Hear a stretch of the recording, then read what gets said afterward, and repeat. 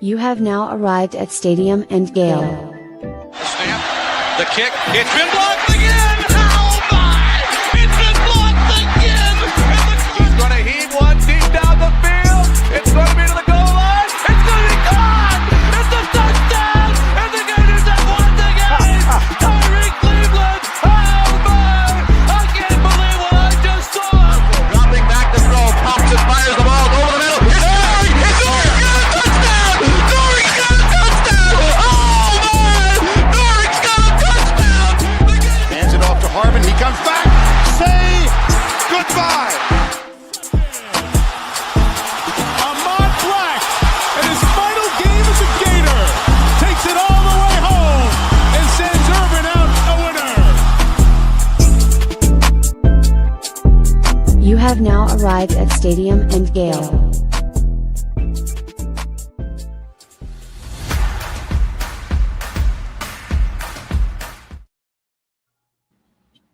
Boys and girls, ladies and gents, welcome to another episode of Stadium and Gale. It's your boy Corey.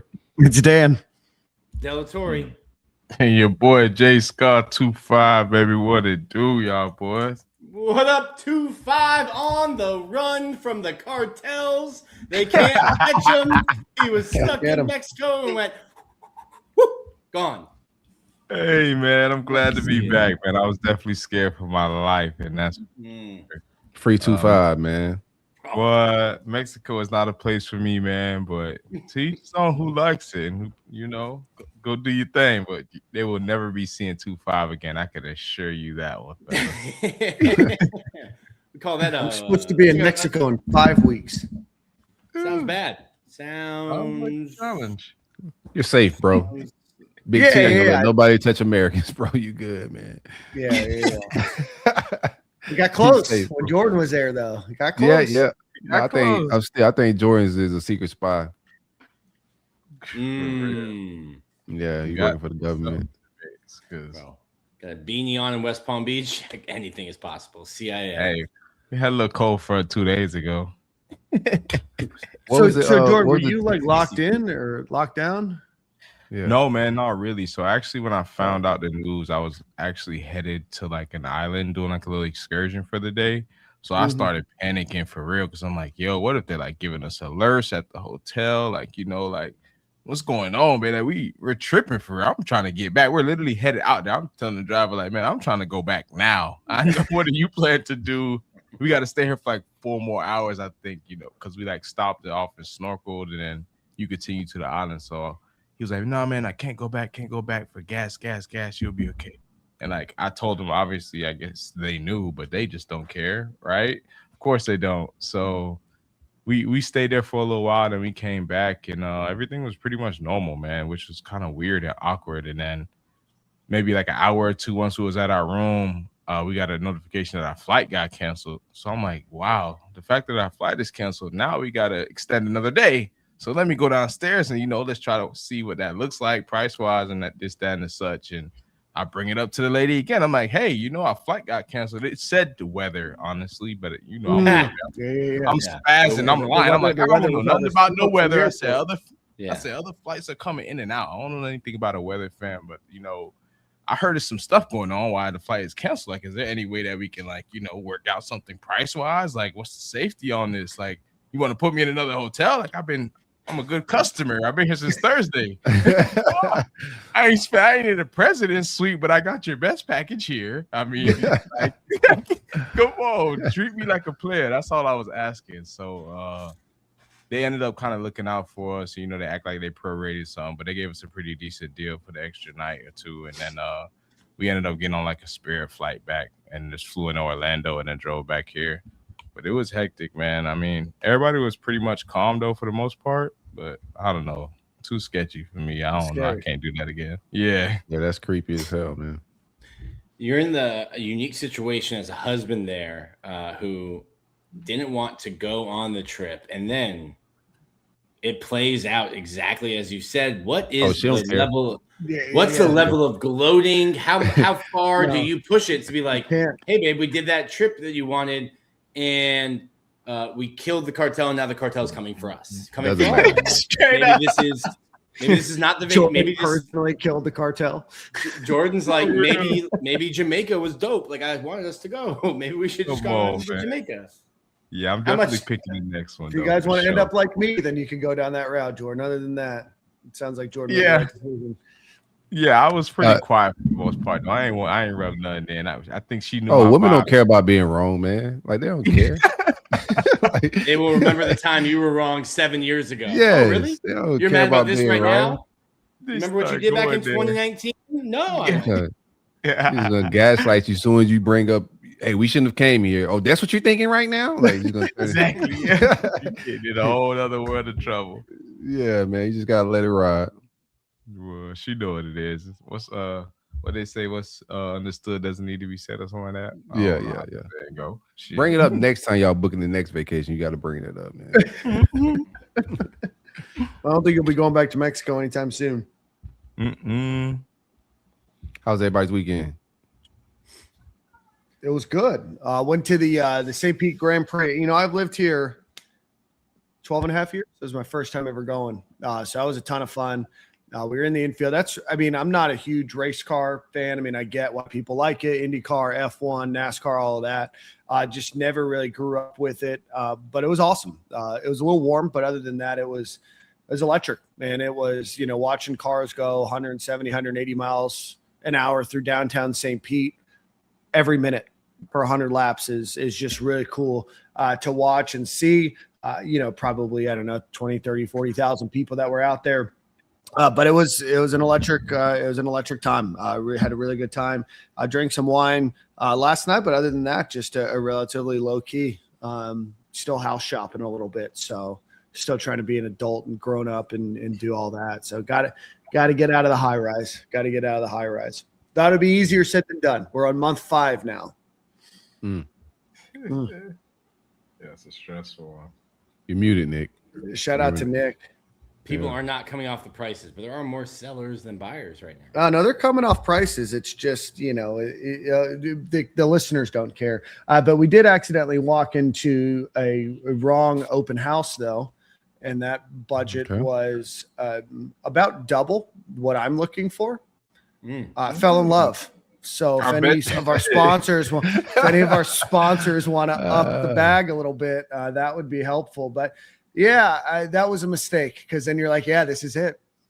If I have every house you go into, you're comparing it to that one. Yeah, Tom Brady's house. You're comparing it to Tom Brady's house that you missed. Yeah, I mean, I'm not looking at Tom Brady's house. Let's be clear. Let's set the air here. I'm not looking for a Tom Brady style house. But you walk in. What if you sold your vacation home on Star Island and then you could Nick, if you could keep my personal business out of the internet. No, it was a great weekend. It's a great weekend. Looking forward to relaxing a little bit more this weekend. I ain't doing anything special, man. Oh, go ahead. I ain't doing anything special. Go ahead. Canceled. We had some pregnancy stuff that happened during the week, so I canceled my down. Low's fine, baby's fine, but had to go to the hospital, so canceled the Miami trip. Watched it from Gainesville. Was at the Saturday basketball game. Got to see Tennessee really fumbled the bag. So if Tennessee would have held on to beat Alabama at one point, they're up like double digits. Florida would have outright won the SEC. They cut the nets down anyway. They clinched at least a share of the SEC. So was at that. Got to see the celebration. Cut the nets down. Guys got shirts, hats. Senior Day Tuesday. If Florida wins, then they are standalone SEC champions. Crazy. What a beatdown over Arkansas. We'll talk a little bit more about it, but what a top to bottom, just an absolute drubbing of John Calipari and the Arkansas team. A lot of greasy talk going on the sideline. The team looks incredible right now. Yeah.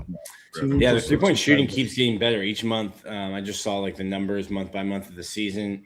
Keeps getting better. Tough to beat when they're shooting like that with that front court that they have. Tough to beat. So it's been cool. It's a really tight group, like just like guys that hang out. So fun run. Unfortunately, won't be. I'm grounded. Nice. Baby coming in April, grounded for March Madness. Will not be traveling like I did last year for it. But maybe if first round's in Tampa, Dan, maybe I can talk my wife into it's right there. if we can make it, it's right there. If they pick Tampa for the Gators, and I think they will. Every bracket that I've seen, it'll be interesting because like last year, you would have gotten like a better draw location wise if you're Florida if you were the number 1 2 seed instead of the number 4 1 seed. So it'll be interesting because Florida is in a place right now where they could win out and be a 1 seed potentially, again the number 4 1 seed, and then you're getting, it would depend on who else is where and where they send them. But Tampa would be dope. I think that would be just 2 home games in Tampa. It's really a battle with UConn for that 4th 1 spot. I mean, Michigan looks dominant. Michigan's Duke looks pretty. dominant. Michigan and Duke are pretty locked in at 1s. Houston's like a 1-2 ish. UConn just had, I think, a convincing win over St. John's. But it should be fun. The team is fun. They're definitely starting to peak, and this is the time you want to peak. Yeah, no, they look great. Team's playing really well. A couple games left before you get to the SEC tournament. That'll move quickly. And then, if the Gators do play in Tampa, they'll play the Friday-Sunday round of 64 and round of 32, potentially here in Tampa, if not a couple other locations. But Gator Nation's everywhere. So I know the Gator fans will show out. If you're looking for tickets to Tampa, I think the tickets are already sold out. So you have to go secondary market for that. I think a lot of people, Arizona is the other number 1 seed. So tickets are going to be pricey. So I would start looking sooner rather than later if that's the world that you want to get into. I think Florida Victorious is going to do something. Some people on the message board asked if Stadium and Gale is going to do anything. We'll figure it out. Let's get there first, and then we'll talk about what those details look like. But Dan will be at the local bakery handing out loaves that he's made. Totally different tailgate now. Totally different pregame. Yeah. You find me at the Edition Hotel. Let's see. Corey, let's get a quick ad read for Brent Insurance. I'll do one, and then we'll hop on before we have Pete Nakos of On 3 joining us, and then we have new defensive backs our cornerbacks coach Brendan Harris joining us at the top of the hour. So, Corey, go ahead. Stadium and Gale is powered by the great folks at Brunt Insurance and Financial Services. Anything you need insured, from the Panhandle to the Keys, my man Greg can definitely save you some money. Best of the best when it comes to car coverage, life insurance, motorcycles, boats, anything with wheels. He definitely can insure. RVs. Hit my man Greg up at bruntinsurance.com or give him a call at 954-589-2204. Big coverage, big policies. Greg, what it do, baby? And one time for our friends over at Home Field Apparel, Art and Cheese, not Home Field Apparel, the Dykus Burke and Lewis Law Group. Dan, pay attention while you're doing things. Dykus Burke and Lewis Law Group, 855-652-1377. This is a group of attorneys that used to work for the insurance companies and now work to protect you against those pesky insurance companies. So property insurance issues, pipe leaks, water damage, wind damage, hail damage, hurricanes, sinkholes, whatever it might be. Go visit our friends over at the Dykus Burke and Lewis Law Group. That's DykusBurkeLaw.com, 855-652-1377, DykusBurkeLaw.com. Nick, while we wait for Pete Nakos to join us here in the next 30 minutes, or in the next, 5 minutes, why don't you go over baseball? Again, a couple game win streak, or 10-game win streak right now, I think, for the Gators. A couple wins during the midweek, and then a shortened series against Miami due to weather. Yeah, Miami avoided. I didn't avoid a sweep. Avoided a 3-game sweep. Got 2 games swept instead. Really strong start from Liam Peterson Friday night. I talked about like big games for him, big moments. Talked about it last week and thought that, hey, this is one. On the road against Miami is one. Pitched really well against him last year. What would he do this year? I think he got the no decision. I'm pulling the box score up now. Somebody said he did get a no decision. Yeah. No decision. But Brendan Lawson homers Friday night. He was co-SEC Player of the Week. And Liam Peterson was really good. Some terrible BABIP, which is batted ball in play luck. There was like a check swing double. There's a ball that's just dribbled down the line that stays fair, that ends up, scoring runs. But he goes 5 2/3, gives up 6 hits, 2 earned runs, walks 1, struck out 8 on 98 pitches. And then Jackson Barbary comes in. He is lighting up radar guns. He was up to 100. Florida goes ahead and wins on Friday night. Saturday, I was like double dutying Saturday, the end of the baseball game, which seemed like it was never going to end. But Florida won 8-4, jumped out to a 4-0 lead. Ended up scoring 3 runs in the 9th to really pull away and finish 8-4.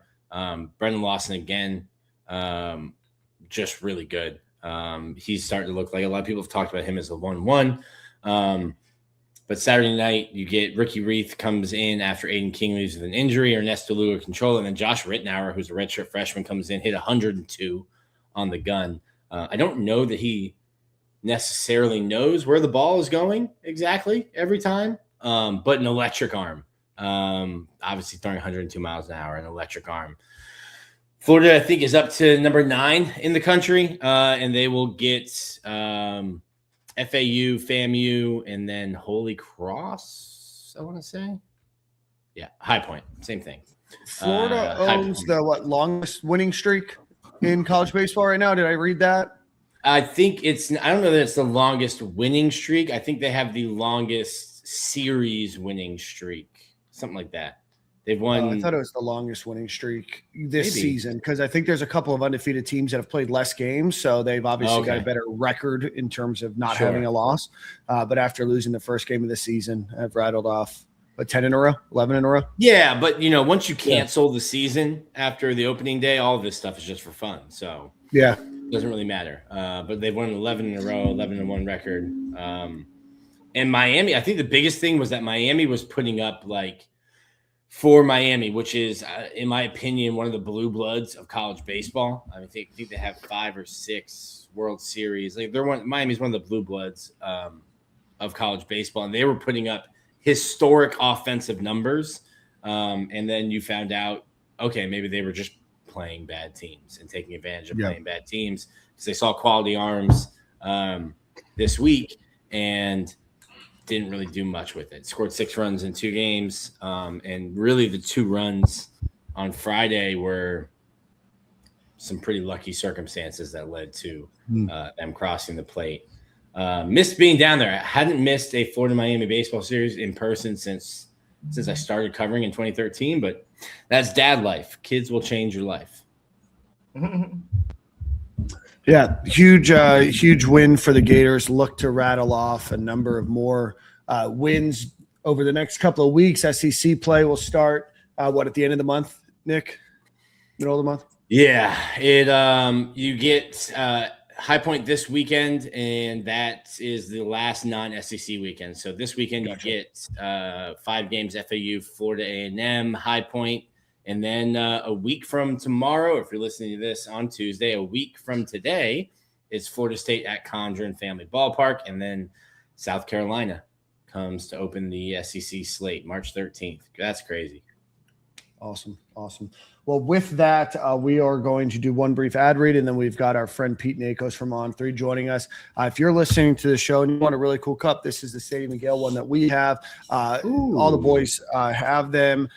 From our friends over at Game Time Sidekicks. Go visit GameTimeSidekicks.com. They just dropped an email today if you've bought something from them before. A lot of great designs, not only for the University of Florida, but a ton of other colleges around the country. They've got some really cool baseball and basketball ones that just dropped recently. So go check them out. Great product. It's going to keep your hot drinks hot, your cold drinks cold. Go check out GameTimeSidekicks.com. Use promo code STADIUM15 to get 15% off your order. And with that, we welcome Pete Nakos, college football insider extraordinaire, and my dear friend that I've become close with over the last few months as the Gators have been looking to hire a new coach. And so obviously all the drama that associated with that, Pete and I were texting daily. Even when the internet thought I disappeared, Pete and I were we're on the horn together. So Pete, welcome to Stadium and Gale, brother. Thanks for having me on. What's up, Corey? What's up? What's up with it, man? Hey, Ben. All right. I can't complain at all. How about yourself, Pete? Good. Good, man. Good. Well, Pete, you are a college football and coaching insider. I know everybody's kind of heard the story of, how John Summerall came here, and you have some ties to John Summerall and other folks around the country. And so you were in it as much as anybody with the Gators coaching search. The story has kind of been rehashed and told already. Is there anything else from the John Summerall hire that maybe fans would be surprised to know, or some of your perspective on that hire? It just took a lot of twists and turns. Like at the beginning, it really felt like he was going to be the next head coach at Auburn for a minute. And that was just mostly because for so long, I think he thought that that's the job he wanted. And then Florida came open, and it became apparent very quickly that Florida wanted him. And I think the minute that really sunk in, I think it became clear that was something he really wanted to do. And then there's some peaks and valleys along the way, right? My guy Zach Abelberty over at Gators Online reported he was going to interview with them, and that kind of turned into a pretty crazy 24 hours. And I think at the end of the day, John Summerall is as happy as he's ever been to be the head coach of Florida, and I think that he feels confident that he can be the guy to get this place back to what it was. And I'm sure we talk about it plenty here, but from his conversations with Urban Meyer and more conversations like that, I just think that he has a lot of confidence that Florida has everything it's going to need to win in this next era of college football. Part of that, go ahead, Nick. Real quick. Part of that, the Kentucky, talking to the guys over at KSR and the On3 network, they were so upset that I thought, all right, they're trolling. I don't know anything about John Summerall yet. And then talking to them, and they were all mad. They were like, no, we wanted to fire Mark Stoops to go bring John Summerall back to Lexington. And talking to some of the reporters over there, I was like, okay, it just seemed like you guys were really overdoing it. And we have no idea who this guy is. It was before even he showed up. But I think that was something that stuck out to me even before I met John, of okay, Kentucky fans really wanted this guy and wanted to fire Mark Stoops for him before he was even on, probably any of the reporters here in Gainesville's radar. Yeah, I think people who met John Summerall when he was in Lexington met someone who, kind of obviously Mark Stoops was the head coach, but was just so highly thought of by every coach on that staff. So you go back and talk to people, and he was the guy who built relationships with all those coaches. I think those families were really close at Kentucky. And the other thing too that you guys have gotten to know about John Summerall is his intensity. And I think that is, I guess part of what was left at Kentucky is his want to win and the intensity that he brought into kind of all facets of what he did on and off the field. And I think that is what really endeared him to Kentucky fans. Is there any? Go ahead, Corey. Pete, what was your initial opinion on him Summerall for the Florida job? Did you think it was a good fit, and how do you feel about it now? I think when I initially heard his name tied to it, right, we were at a stage where Lane Kiffin, Florida was still alive, right? That wasn't exactly dead. So I think initially when I heard that, I was thinking, okay, that would be an awesome option if things go a certain way. And then it went that way. And I got a chance to kind of wrap my head around it. And I think that I've come to like it more and more as time's gone on. And then, I mean, you guys know this, but he killed that opening press conference, and he's he's won the off season to this point. So, from people who know him really well, who I've talked to, I think there's always confidence that he could do an SEC job. But I think how things have gone the last 8 to 10 weeks, I think have really blown away people more. And I remember just from talking to people around him, they were saying when he get the job, there's some Florida fans who weren't all in initially. There's some skepticism, and they're just wait and watch how he does this. And I think he's won over anyone who really hasn't been the biggest fan from the get-go. Pete, do you know what, and I know Gator fans will say it's clear and obvious, but whenever you're making a job change, there's a lot that goes into it, maybe beyond just perception. Do you know what it was about Florida that made him flip a switch from Auburn over to Florida? Yeah, I don't know if it was ever as simple as he had 2 job offers and he chose Florida. I don't, I think I need to go make a lot of phone calls to confidently say that. But what I can tell you is that. All right, we'll have you back on at 9 p.m., Pete. Yeah. Thanks, Nick. We got time, bro. Yeah, I bet you do. The one thing I can confidently tell you though is that I can't remember what day of the week it was, but whenever Florida did actually fly out to New Orleans and sit down with him, and Danny Warfel called him and Urban Meyer called him, and I think those conversations and the belief that those guys shared and John made the difference in his belief that he could get things right at Florida. You're tied into a lot of coaches and agents, and what's the perception of Florida outside of the Florida fan base? Like right now or before the job? Well, before, when they're in their coaching search, or just what's the overall perception about the job at Florida? Because, there was a ton of openings this year. A lot of Gator fans said, hey, we have the number 1 job in the country. There's a lot of, other folks that were like, Florida's nowhere near the number 1 job in the country. But what ultimately is the perception of the Florida Gators head coaching job?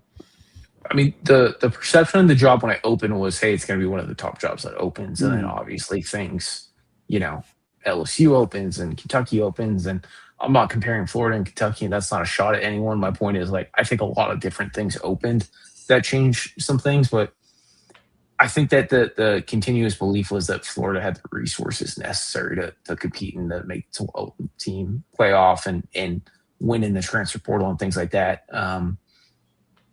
The other thing about Florida too is I just think that there needed to be a coach who had the belief in themselves to go get it done, just because it had not been as recent when you look at some other places of winning at the highest level.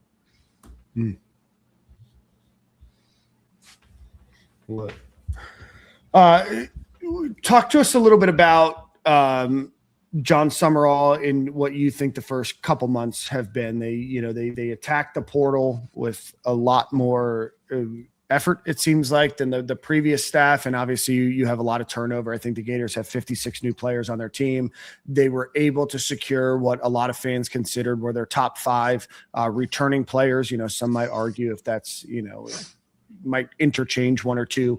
And then recruiting seems to have done well closing out that class. What do you think? Are you surprised at all, or is this just what you anticipated the first couple months of the Summerall era looking like at Florida? I think I think everything's kind of checked out the way I thought. I'll be honest though, I was just so curious to see how things were going to be handled with DJ Lagway and how that was all going to play out and what the decision was going to be. And obviously John and DJ sat down. I believe DJ's father was there too. And, there was just kind of a conclusion that DJ was probably going to go a separate way, and that's how things broke. And there's a lot of confidence that Tramel Jones can be the starter. And then they obviously go out and get Aaron Philo, who knows offense coordinator Buster Faulkner's system. And the biggest storyline this spring is going to be that quarterback competition. But I think the biggest win of the portal, though, for Florida by far was getting Jaden Woods and Jaden Baugh to stay. I think that so much in this portal era, and I probably play a contributing role in this, is we put such a focus on guys who are going in the portal and where they land. And sometimes I think we forget about the biggest retention wins, and those were 2 of the biggest retention wins, I think, maybe in all of college football. And then the other thing, too, is Eric Singleton declares to go in the draft, and then he ends up in the portal. And then all of a sudden we hear a lot about Texas Tech throwing some money around, and somehow Florida gets it done before he ever steps foot on campus. And we'll see how, what Eric Singleton does for this offense, but he obviously knows what's going on with Buster Faulkner's system. And I think that there is a little bit of surprise around the SEC that Florida was able to pull that one off. Hey, you're super plugged into the portal as well. Just how, because I can't speak on it too much from my standpoint with my job, but you mentioned Jaden Woods and Jaden Baugh, and because I feel because Jaden Baugh doesn't go into the portal, some fans are oh, well, he never went in. But that doesn't mean that people aren't talking to you or talking to your agent. Just how crazy was and especially this portal too, where it's the first one where you don't have a spring portal. So there's more of a sense of urgency. There's guys with new coaches who used to be like, well, I don't need to go in the portal because I can see how spring ball shakes out.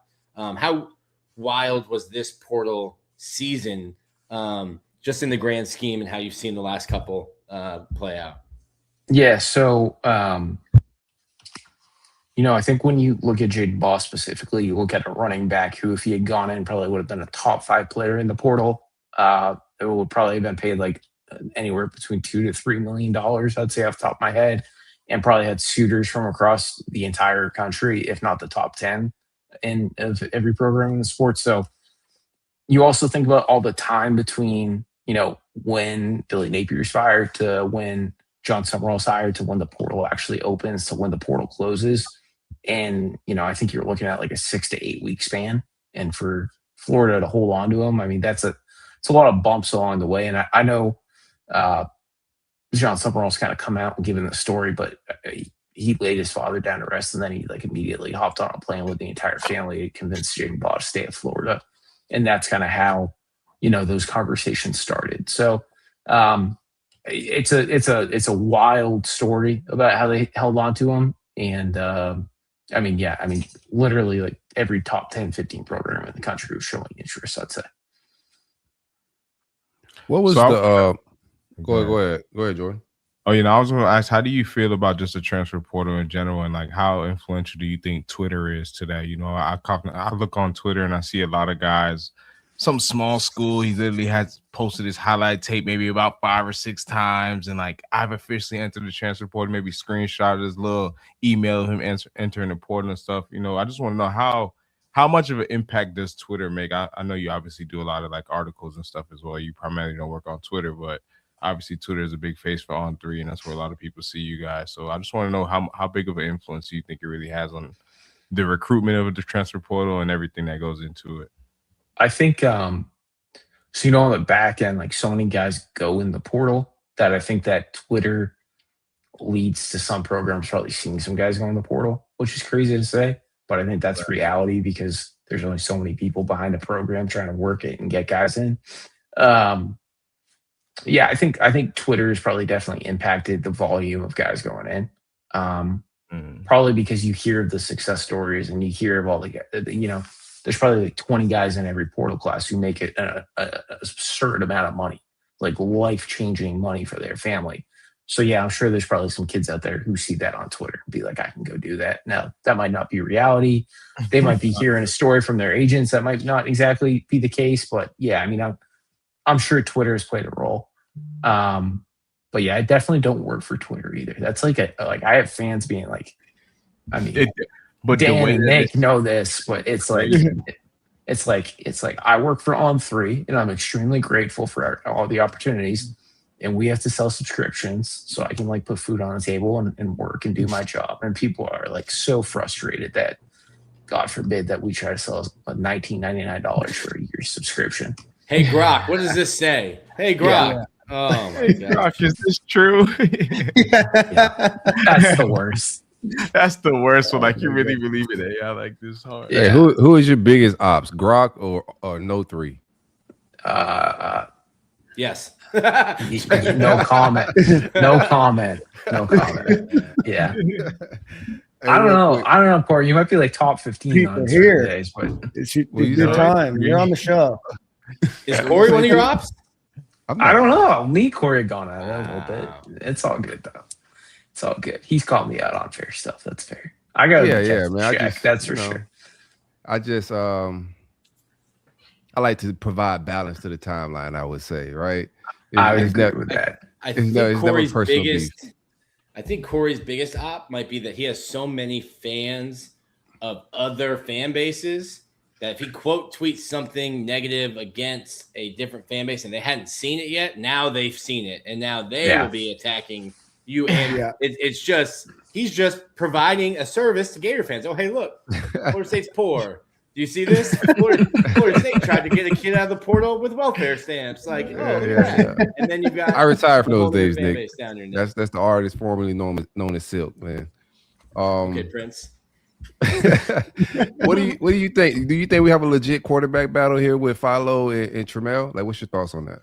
I'll be honest, I didn't think so. But the more conversations I've had, I think that the staff has been pretty impressed with but I can't talk, by what Trammell Jones has shown since the new staff's gotten there. And I think that I don't want to say he's like above expectations, but I just think that there's, what he can do as an athlete and then mix that in. It sounds like he's learning the playbook extremely well to this point. I think it's going to be a real quarterback battle.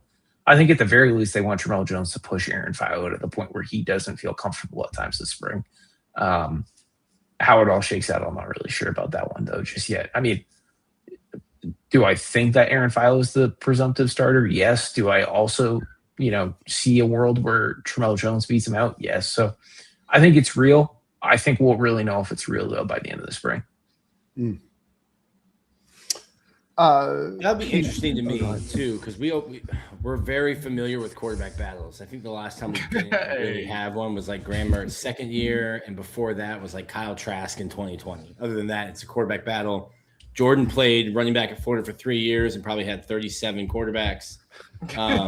It'll be interesting to me because I do think there is something to like, hey, you name your guy at the end of spring, and then that's your guy. He leads them through player run drills in the summer. He's your starting guy when fall camp starts. But talking to the staff, like I think unless it's just lip service, which I don't think it is, there's competition at every spot. And like John Summerall doesn't care how much your NIL contract is. You're going to play based on what you do in practice, what you're saying in the film room and your meeting rooms.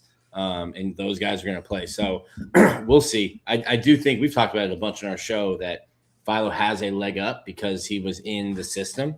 But like, I think they've been super impressed with Trammell's arm strength. You mentioned his athletic ability.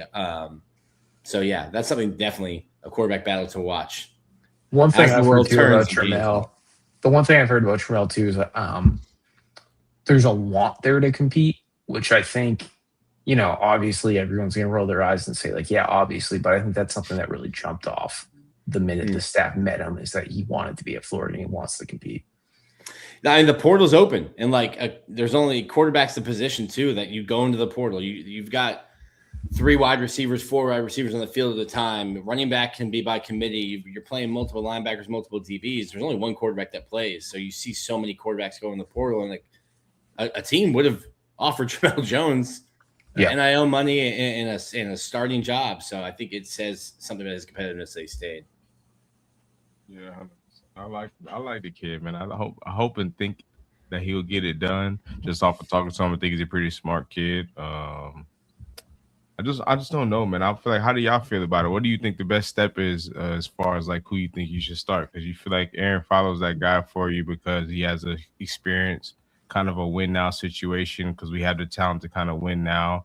But then you look on the development side of like, should I just play Trammell and just want to develop this guy and do it for the program, knowing that we in it for the long run with him. So I don't know, man. I think that's a tough situation for those coaches. I think both are like inexperienced enough to make it a true legit quarterback battle. I think Philo has the upside and the advantage because he's been in the system a few more years, but Trammell's talents, what he brings to the table makes it an interesting battle. And I like that even Summerall said that the battle will go past spring, right? I think if it goes past spring and it's a true legit fall QB battle, that should give Trammell enough time, who we already know is a smart kid, to catch up on the playbook, and then it's the even playing field in the fall. So if it goes past the spring, I think it's like Pete said, I think it's a legit quarterback battle because Trammell's smart enough to catch up on the playbook, and I think the grounds will be as even as it can be. I don't think it'll be completely even, but that's the best you can get, most you can ask. They also They play Florida Atlantic and Campbell to open the year, so there's definitely some room to play both guys the first 2 weeks of the season. Right. Slightly different than the last 3 years of Miami, Utah. Yeah.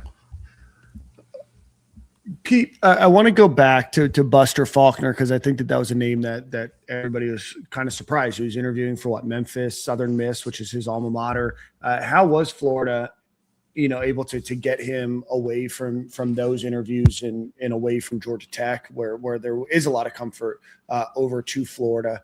and make the splash hire that Gator fans have been clamoring for at offensive coordinator for, I don't know, since Dan Mullen left and the end of Urban Meyer's tenure at Florida. So, so John Summerall gets the job, and, like one of the first immediate questions is where the coordinator is going to be. And it becomes pretty quick, like obviously very quickly, that Brad White's probably going to be the DC hire.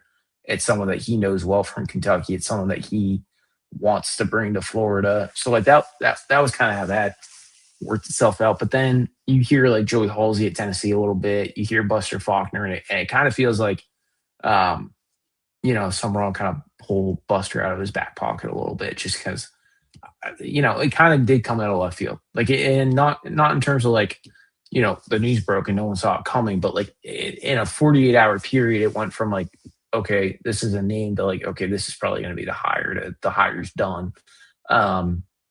It's definitely obviously someone that Brett Key didn't want to lose at Georgia Tech. Like, I mean, he is extremely well, highly thought of, who has had a lot to do with the Haynes King success the last couple of years, and who is, widely considered to be a future head coach. He was far down the line at Southern Miss a year ago. You mentioned Memphis. There's a couple other jobs too. Like, he's definitely interviewed extremely well and had some opportunities to be a head coach. But I think in this day and age and in this climate, and we've seen it, you can go from being a really good SEC offense coordinator to being a head coach. You look at Will Stein just did, going from Oregon to Kentucky, and what in that vein. And I think that Buster Faulkner thinks that he can, maybe follow that same pipeline. And I think that's an opportunity that Florida proves. Now, obviously, to do that, this Florida offense is going to have to look a little different than it has the last couple of years.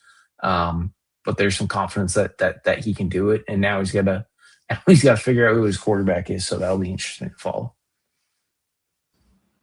Cool. Any more questions, guys?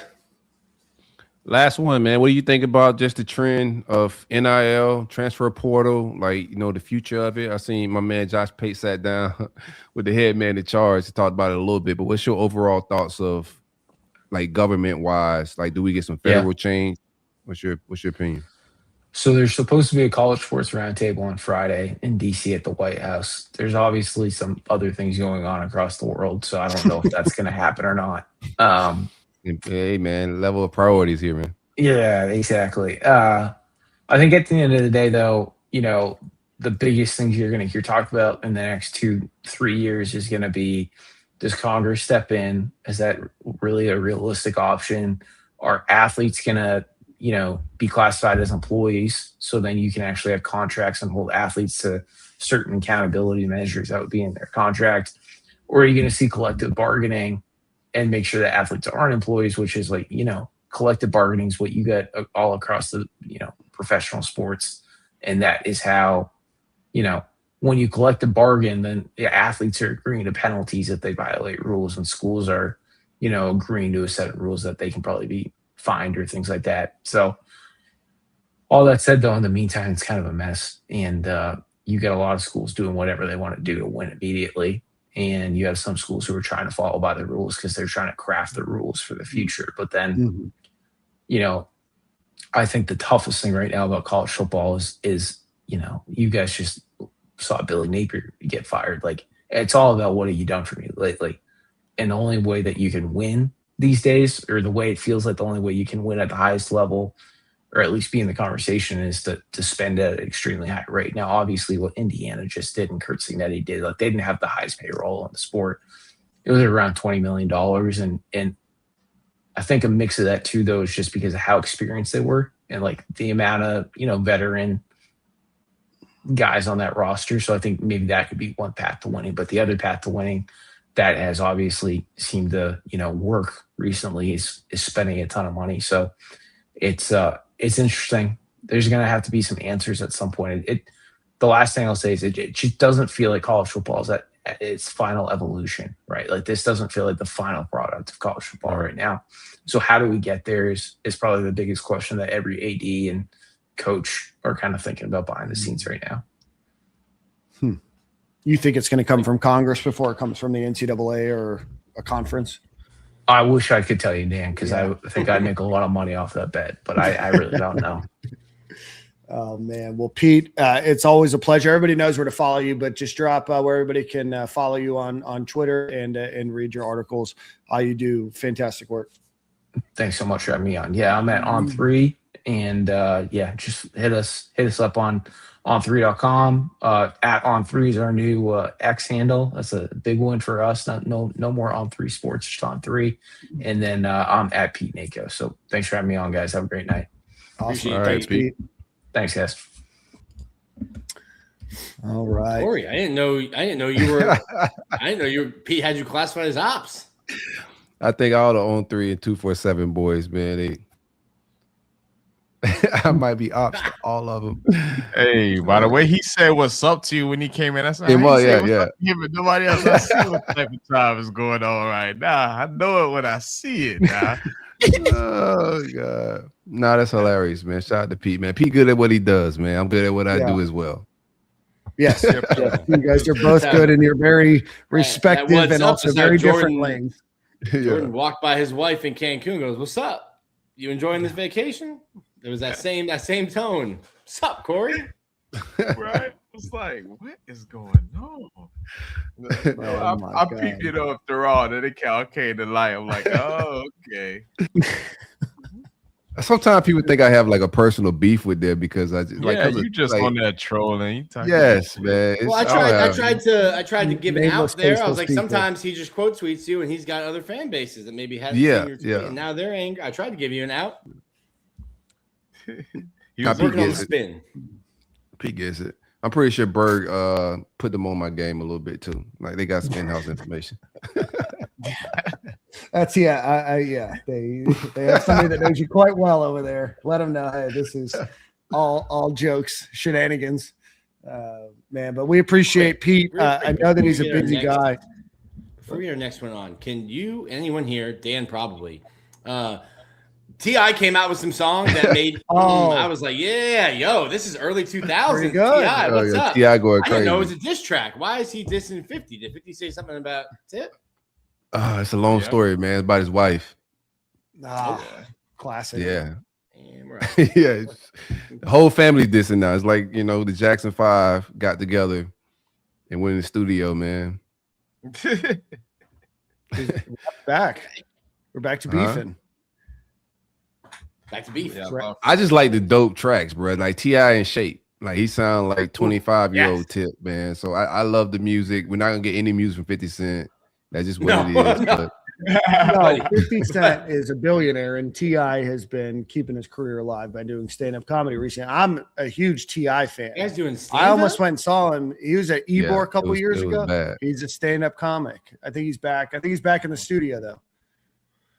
Yeah, he's back in. I think you can do a full tour as yourself, T.I. or Clifford Harris, as a comedian, but then the word gets out that maybe this whatever is that track was. Whatever that track was, sent me down nostalgia lane. I was going back listening to like T-Pain with. I did the same thing, bro. Bro, I heard that track and I was like, "Ooh, I'm back in high school. I'm back in high school." I would play trap music. I played everything, bro. Just ran through all of it, man. All the nostalgic tracks. And it's like, they're like the king. It's really. I think Corey and I are the only two people here that went to the Trap Music Museum, so that makes Corey and I the kings of trap music. That's what that make us. Yeah. Well, Dan certainly. We were there. I mean, we had Jeezy, T.I. I mean, we were going through the entire Atlanta catalog when we were. It was a thing. Yeah, 2020 SEC championship. What a time that was. In the middle of a pandemic, by the way. In the middle of a pandemic, we went to the zoo and we're wearing masks.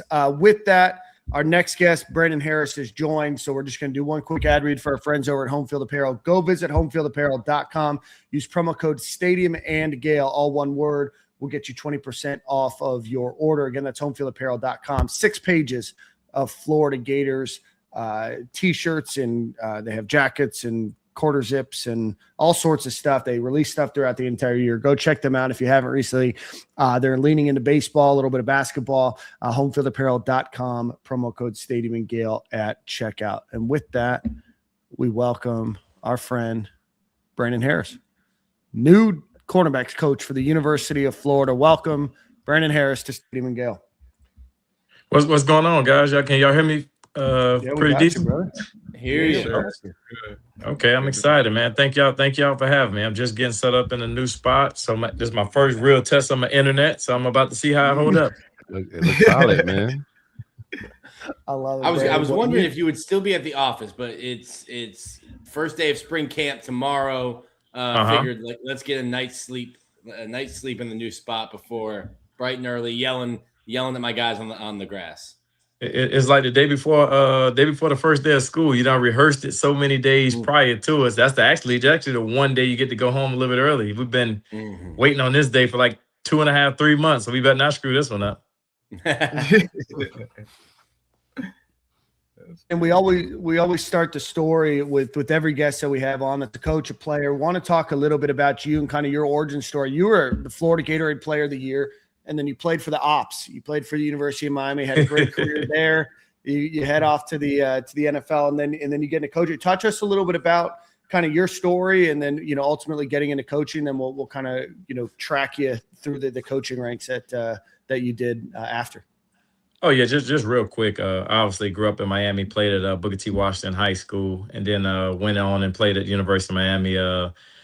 Played 3 years there. Had a chance to play early as a freshman, so that helped me kind of jump my career off and entered the draft after my junior season.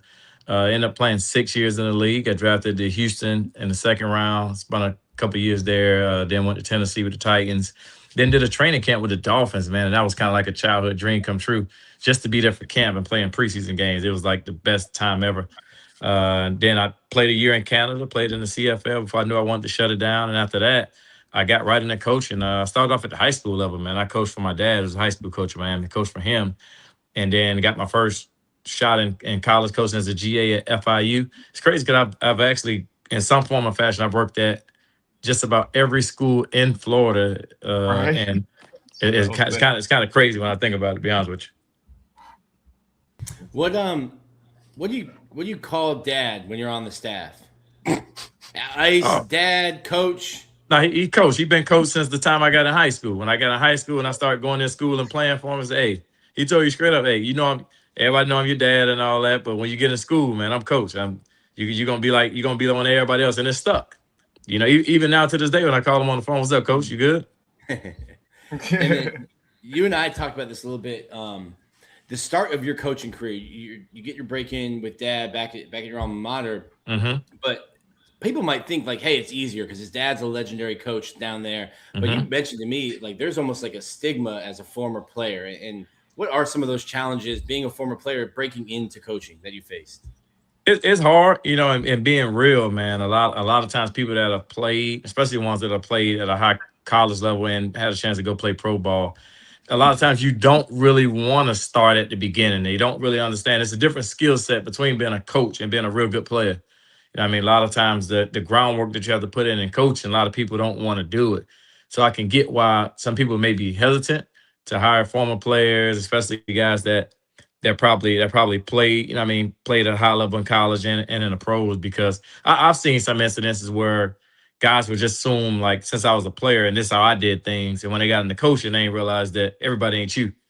Like, you got to know how to help grow other kids that ain't got your ability, that ain't got your attention to detail, and you got to be able to teach that skill as opposed to just expecting them to be able to do it. So I've seen it, so I understand it. And once I've been in it, but at the time I could not understand why people wouldn't even like take a phone call for me to be a GA. Yeah, because you went back 707 and started in those rankings, then worked your way up. Yeah, right? I had to start, man, from scratch. Like, I was begging people, like, man, I want to be a GA. I'll volunteer. I'll do whatever. Like, calling a bunch of people that I played for and stuff like that. But it's amazing, man. The person that gave me the opportunity is the person that I had no connection to, or that I didn't have a background with. It was just a guy that coached against me in college and said, man, I heard great things about you. Would you want to be a GA at FIU? And that was Coach Butch Davis. And he was the first one to really just crack it and jump off the porch with it. And it's crazy when somebody do offer you a job and you get going there, then everybody else who you've been calling for months start to call back and, hey, man, I got this for you, I got that for you. And I'm like, dude, I just begging y'all for anything. I was left on red. All of a sudden, the phone calls and the text messages aren't being screened anymore. All of a sudden, the next year after that, man, I got a spot for you. You need to check this out. I'm like, man, I'm riding with Butch, man. I'm good. What was it like for you the first time?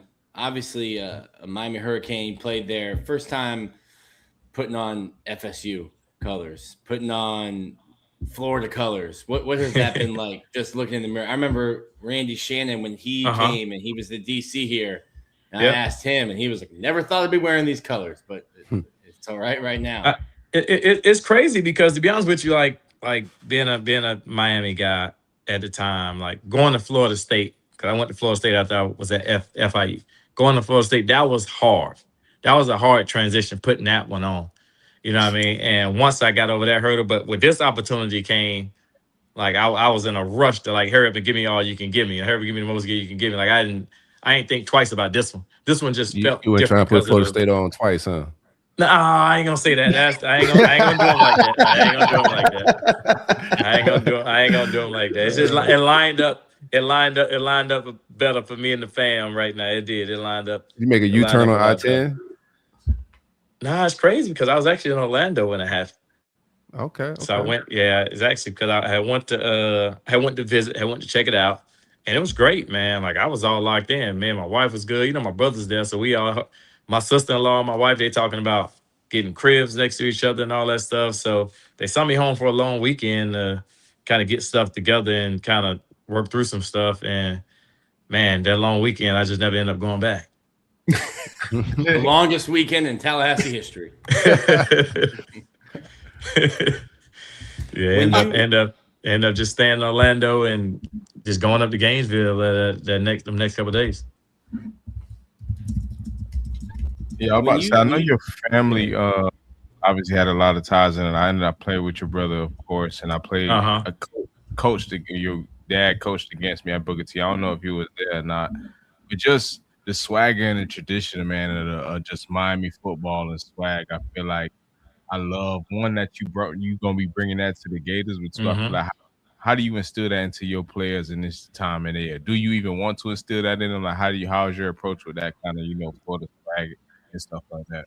No, I think you got to, man. Like you got to remember what make you you. You know what I mean? You got to remember it's a reason that you've had success. It's a reason that you've had great stops as a coach, wherever way you've been. Like the first thing I did when I got here, man, I told the guys, like, man, every position group, they're gonna model their coach. You know what I mean? And the way I move and the way I operate, that's how they gonna be. Whether they like it or not, that's what they're gonna see every day. That's what they're gonna be around every day. And I tell them, man, like, man, the way I walk around, the first thing I told them, I said, man, I'm the best DB coach on the planet. And I firmly believe that. And if you don't believe that, then you'll never be. And I tell them they need to have that kind of confidence in the way they play and the way they take the field. They need to feel like they're the best DB in America. You know, and if you don't have that kind of self-belief and that kind of motivation to go work to really be that, and then you're just gonna be average. You know, and I tell them, man, I ain't take the job at Florida to be average. Like, hey, I could have took a lot of other jobs. Like if I was just one to be average and not one to compete at the highest level, like I would have said, no, I'm good, man. I could have went somewhere else. So just preaching that message to them and walking that walk every single day. You know what I mean? Being consistent with it. They kind of feeling it now. So, you know what I mean? We've been ramping up. I know tomorrow going to go to a whole nother level. So I'm going to really see if they're going to match my intensity tomorrow like they're supposed to. Yeah, you're still young. You're still in good shape. Are we a coach with cleats or sneakers on the field? Like if you need to bust a back pedal to show somebody something, do we have cleats on? So I do sneakers, and I'm going to tell you why. Okay. When I was in college, my DB coach tore his Achilles. Ooh. And ever since then, I've been scared of a torn fucking Achilles. So I'm scared if I put on cleats, I'm gonna try to do too much, and my body can remind me that I ain't really got it like that no more. Next thing you know, there's eye black on, there's a band on. All of a sudden, you're like, but I definitely get active though. I definitely get active, and I'm definitely out there, and I definitely move around. I coach with energy. I coach moving from drill to drill. I get out there and I show them. I give examples, but with my shoes I wear, I'm able to do just enough to show them that I can do it and that I used to be able to do it, but enough to protect myself from not going overboard too. But I got two young assistants though that get real active, man. And they put cleats on for me, and they definitely gonna be moving at 100 miles an hour. They ready to roll. Okay. What's your mindset when you get the Florida job, and a lot of these kids in that DB room are kids that I'm pretty sure you want to recruit at a UCF or a place but these kids are on a higher caliber. So when you get the job, what's your mindset when you look at that depth chart on paper? It's exciting for sure. It's exciting for sure on paper. You know what I mean? The first thing I did was being at different spots, but all in the state of Florida, though. Like, I was never afraid to try to recruit the elite guys, knowing that you couldn't touch them, knowing that you couldn't get them. But I just needed to be a familiar face for times like this. Like, I knew eventually I was going to end up at a spot like this if everything was going how I wanted it to go. So I didn't want to be unprepared, or I didn't want to be a guy that they didn't know or didn't already have a relationship with. So when I got here and I took the job, I looked at the roster and I'm like, hey man, these dudes can play. Now how do we take this thing to the next level? So I get excited and intrigued by it, and then you really dive into it, man, and you watch their games, and when you really study them dudes just want to know how you're gonna get them better. And like when you come to them with a plan and like show them that you took interest in their game, and hey, this is what you do really good. All right, this is what we need to work on. All right. I ain't gonna mess the stuff up that you do good. I ain't finna screw that up. But we're gonna sharpen all the stuff that you need work on, and you need, need to be a little bit more detailed on. And them guys, man, they like a sponge. Like in a minute they know like you can help them, and they know you can help get them better, and you got good intentions. I mean, it's been smooth. That's amazing. Coach, what do you look for in a recruit? Obviously, football-wise, what are you looking for? You're looking at hips, feet. You're looking at the total package. You're looking for a guy that's already has all the skill set. You're looking for a guy that you want to develop. But, like, more than that, like, personality-wise, like, what are you looking for in a player in your backfield? Yeah, I would say from a skill set standpoint, I look for a couple of things that I think that you really can't coach. It ain't really drills for like a lot of stuff that we can get better at. But I look for definitely guys. I need guys that can run. I need some top end speed, guys that can run. It ain't gonna just get blew by no matter how much you teach them. You know what I mean? But I also need guys that's just a magnet to the football. You know what I mean? You watch games and you like, man, how the ball always finding this guy in a positive way, whether it's a bounce, or overthrow, or he punching the ball out. Those kind of stuff like that, man, they carry over. Guys is not scared to go play the ball and make plays on the ball. There's probably been the same dude doing that since Little League ball. Like the guy you go watch on the park, and he always get a pick or a fumble or punching the ball out. That stuff travel with you. I mean, those are one things, but I'm definitely looking for a dominant competitive trait from a personality standpoint. You don't look for the dude that shy away from competition on his team, on his neighborhood or whatever. You look for like the elite competitors, win, lose, or draw. Like dudes that ain't scared if a coach say, man, we're gonna go one-on-one rep, man, for sprints or for whatever on the line. You want the guys that's like embracing that, like, man, it's gotta be me. Like wherever you're at, this gotta be me. You don't want the guy that they gotta pull to compete, or they gotta pull to. That's why we judge track so highly. Like track is hard, and I know some of the guys shy away from track because it's hard and it can be embarrassing at times. But one thing track don't do is make you compete, and then you can't hide behind nobody else because that's you. Like when you go stand on the line, that is you. That's you. Can't blame nobody but you. You slow. Can't blame nobody but yourself. So if it's even on the relay team, if it's you, that's you. It's you. Yeah. So some of those individual sports play a huge factor in what we look for. You mentioned something when I interviewed you. A thrown ball has no destination. I can't remember how you finished it. I tell like I tell the guys, like, man, the football ain't got no destination, ain't got no coordinates. Like when the ball is in the air, as a DB, you got to feel like, man, that ball is coming to you. You know what I mean? And we tell the guys all the time, in order to be ball productive, you got to be ball aware. Just remind them that, man, hey, your job is to play the football, just like the receiver's job is to play it. Like, don't think, man, because the ball is in the air, it got to go to the receiver. So a lot of stuff we drill and a lot of stuff we teach is about getting them guys to understand, man, that once that ball leaves the quarterback's hand, like that's your ball to go get. And we actually grade that and we actually judge that. Like we call it having four hands at the football. So when the ball is in the air and it's a DB and a receiver, like we know the receiver's two hands going up for it. We want to see the DB's same two hands going up for us. When we pause that thing at the point of contact, we should see four hands attacking the ball. If not, you just out there playing not to get beat. You ain't playing to make the play. Lingo. Hey, ball hawking is something that's been missing from like our secondaries. Just turnovers. So outside of just, telling the guys that, what type of drills or type of emphasis you guys are putting on in the spring for us to get that to where it needs to be? Hold on, I lost the back end of that question. Could you Could you Yeah, repeat that one more time? what type of drills? What are you guys emphasizing in camp, like specifically to improve turnovers, us getting the ball back, ball hawking, Am I the only one interceptions, that's pick muted out right sixes? now? Oh no, you can hear him? No, I can't. Yeah, Oh refresh yeah. real quick. Just refresh real quick. It'll be all right. You refresh the browser. Tell him to refresh the browser. He can't hear me. Yeah, he said refresh the browser if you can't hear him, maybe. All right. Yeah. That he could only not hear Corey, or he could hear you, Jordan. Yeah, He he heard heard me y'all. because He he heard heard me. me loud and clear. I don't know why he couldn't hear me. We go. Pete sabotaged your mic, Corey. Pete sabotaged your mic. I'm You good. hear I'm me? back. I'm You back. hear me? Yeah. Yep. All right. I was saying, like, ball hogging has been the thing that we, been lacking the last few years. What are you guys emphasizing in camp for us to get better with just creating turnovers and getting the ball back in as DBs? Yeah, a couple things. I think the first thing is teaching them. The different opportunities you got to actually go make a play on the ball, and and it's an incentive based system. So we putting some incentives in there for them to want to go get the ball. It's small stuff to them nowadays, but Right. stuff that used to be a big deal. We try to find stuff that they care about, and right now these guys care about attention. They care about people seeing them. So something as small as this that we're implementing in our room, in our unit room, like. If you get a takeaway in practice, we just get you a framed picture. We get you a framed picture and we hang it up in our position room.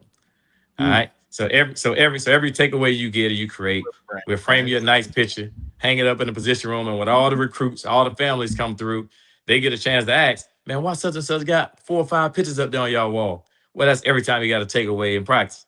So it kind of incentivizes them to get a little bit of attention, to get a little love. That's one thing. And another thing I found that's motivating, I started doing this a couple years ago. You repeatedly show their peers doing the action that you're trying to create. Like showing them other guys in our league making plays on the ball, showing them playing the same coverages that you implement, showing them making plays, and then challenging them and say, hey, this dude over there making his play.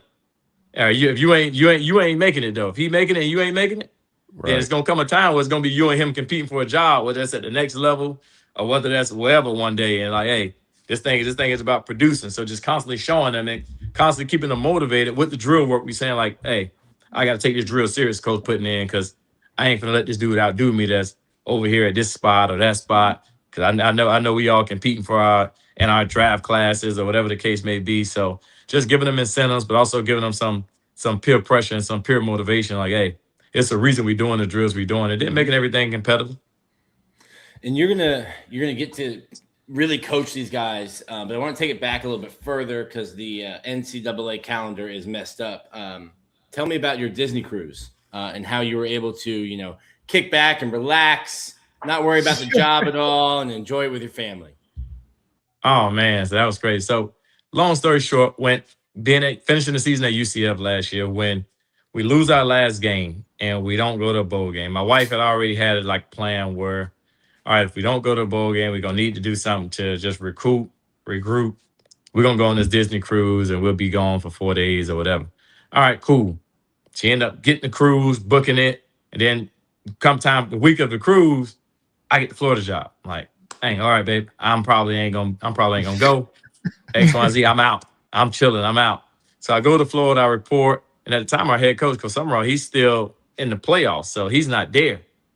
So we got like a half a staff there, and they give us a schedule. They're like, hey, we out the office all next week. And I'm like, dang, okay, I can go on a cruise. It is, but ain't really nothing else to do. So the day before I go on the cruise, I think the portal opens, or the portal is getting ready to open or something like that. And I'm like, all right, cool, man. And the first thing I was like, right before we got on the boat, I just got a bunch of calls from a bunch of different people and was like, hey, I heard some of you guys may be going in the portal. And I'm like, oh, crap. I'm already on this boat now. I got to work. What's that Wi-Fi package? Hey, I went and bought that Wi-Fi package for $300 and sat down in the corner and went to work. Yes. I sat on that thing and went to work, man. And it was cool though, man. I talked to all the guys, talked to all the people, and the minute I got off that boat, and because we left out of Fort Lauderdale, so it was down in South Florida. The minute I got off that boat, I was on a mission. Well, I was on a mission, hitting all the guys and doing a lot of meetings and stuff. And before I made it back to before I got back in Gainesville, I had multiple meetings with all the guys in my room. So that was helpful. Yeah. Ruined bingo on the ship. Just trying to win. Hey, day and bingo, and you got FaceTimes blowing up. Okay, hold on. Hey, if I didn't get them guys back, man, if we didn't put a lot of work in to get them back, they probably would have threw me off that shit. Nah, you'd be on Carnival next year. Hey, how you guys doing it this year? Is the safety and corner? Are you guys operating out of the same room, film room? Like how you doing the meetings and whatnot? Nah, we gonna keep it split. But you know, what I mean, in the DB unit, what me and Coach Collins is gonna do, like we feel like that meeting time is big, and we get a chance to be specific and individualized. But we're gonna cross over in the walkthroughs and all the extra bonding time we get with the guys. That's when we do a lot of our crossover work, because we still recruit the room together. You know what I mean? We make sure we're going after the top guys and just using all our resources we can and all our connections. And then when guys get here, you know what I mean, we meet separate, but you know what I mean, we do hit the field a lot on our own as a DB unit and do our own like walkthroughs and do our own coaching sessions and stuff. So they get a chance to be a group too a lot of the time, and not just feel like it's corners and safeties. But we do split for the meetings, but we come together a lot on the field and just work together. And what's the dynamic with you and Coach Wilkins and Coach Collins? Because I know Coach Wilkins will have nickels and Coach Collins obviously safeties. You guys have to play as one, but you're also doing different work. How does that work in the meeting rooms and then tomorrow on the grass? Yeah, it's unique. You know, our nickels operate with our safeties a little bit more than our corners.